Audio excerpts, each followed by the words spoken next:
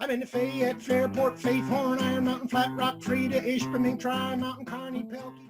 Hi, this is Jim Islib with MSU Extension, and this is What's Up at Uprec on August 13, 2020.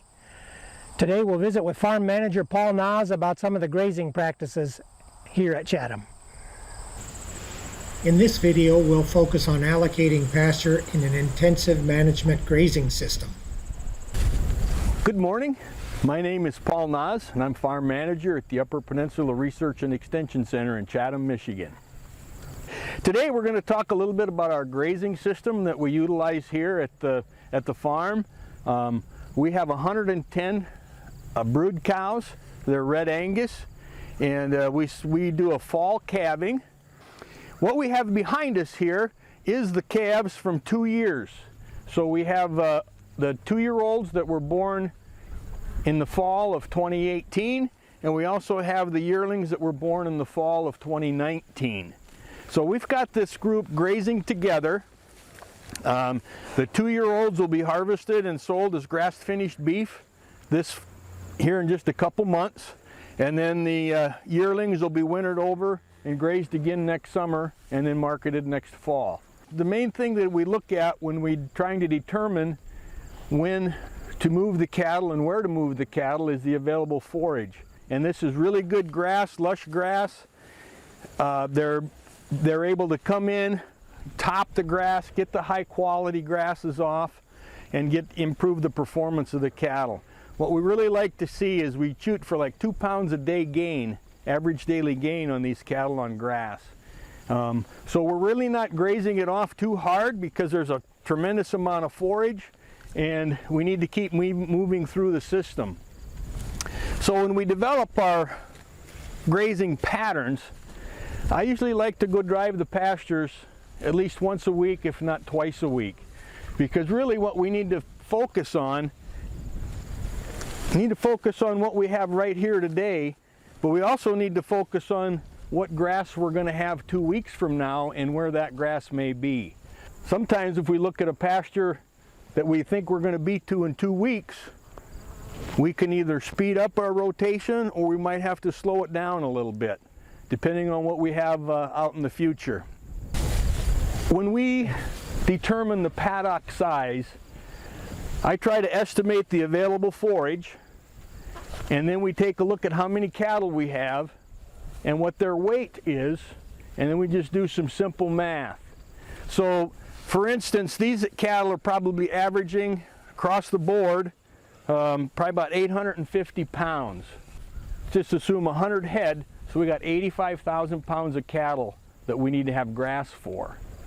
So if we have 85,000 pounds, I do the math. We normally figure about 2.5% of body weight is what they're going to consume. So if we have 85,000 pounds divided or times 0.025, we need 2,125 pounds of dry matter available for 100 head of cattle weighing 850 pounds. How much forage do we have here?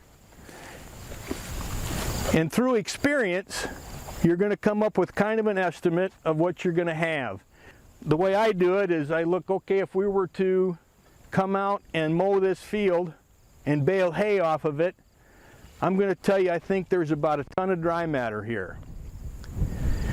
So we've got a ton of dry matter per acre. Kind of a general rule of thumb is we want to eat half and leave half. And of course that depends on the height. So if we're only going to eat half, that means I'm going to harvest about 1,000 pounds of dry matter. So if I need 2,000 pounds of dry matter per day for the livestock, I'm going to give them 2 acres. And then we'll determine what 2 acres is and set up a temporary fence. We'll turn the cattle in here, and then we just kind of play it by ear. We come back the next morning and we evaluate what's left. Was 2 acres appropriate or not? If there's too much forage left, then we'll maybe give them 1.5 acres the next day. If they grazed it too tight, we're going to expand that. And so we have about 17 pastures in our system, and they range anywhere from 5 acres to 30 acres. So when I kind of go into a pasture, you know, we'll start out and we start into, say, a 30-acre pasture. We just come in, we estimate what we think we're going to do, turn the cattle in and see what it does and see how they react. And then from there on, we can, through that pasture, we can make adjustments as we go. And we just kind of evaluate the system on the go. And that's, so it's a mix of art and science. A pasture stick can be a useful tool for grazers with less experience. Paul will give a brief explanation of how these sticks work.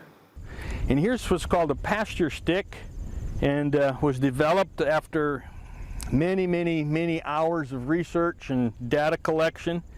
What we have here is a grid. On this side of the stick there's a grid with dots on it, and of course as we're estimating the dry matter availability, we need to know what the density of the stand is. We take the stick, place it on the ground, and slide it in horizontally, and then we look down at it to see how many dots we can count. I can't even see the stick. So we counted 0 dots. So then what we do is we go to the other side of the stick. There's a spot here that says number of dots counted, 3 or more, 1 to 2, or 0 to 1. So that allows us to determine the density. So at 3 or more, if I counted 3 or more dots, we got less than 75% cover. I counted 0 dots, so we got greater than 90% cover. That shows us which gauge to use. If you counted 3 or more dots, you're at like 200 pounds of dry matter per inch of height. 0 dots counted, we're at 300 to 350 pounds of dry matter per inch of height. So then we can take the stick, and it's also got a ruler on one side. We place it on the ground, and then we read the height of the grass, basically down to the number that you can see, and that's 10 inches there. And we would take several measurements, and if we come up with an average height, and we'll just say 10 inches for a bird's foot trefoil grass mix at 250 pounds of dry matter per inch, that's 2,500 pounds of dry matter available. And I think I said about 2,000 pounds is what I estimated. Then you can go and you can take the weight of your cattle and the number of your head, and with the eat half, leave half, determine how many acres you should give them for that day.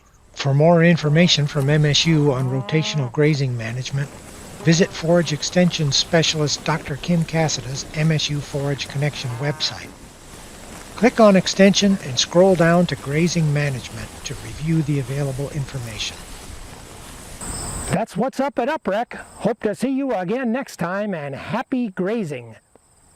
Yeah, and a cootie geese sandwich like you get 'em in the old U.